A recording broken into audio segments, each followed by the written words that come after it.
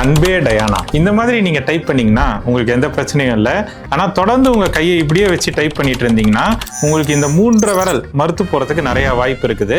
அது ஏன் இன்னைக்கு பார்க்கலாம். நான் டாக்டர் சதீஷ், உங்க நெய்பர்ஹுட் நியூரோ சர்ஜன். நீங்க கையை இப்படியே வச்சு டைப் பண்ணிட்டு இருந்தாலோ இல்ல மவுஸ் பிடிச்சிட்டு இருந்தாலோ இந்த இடத்துல உங்களுக்கு பிரஷர் வர்றதுக்கு நிறைய வாய்ப்பு இருக்கு.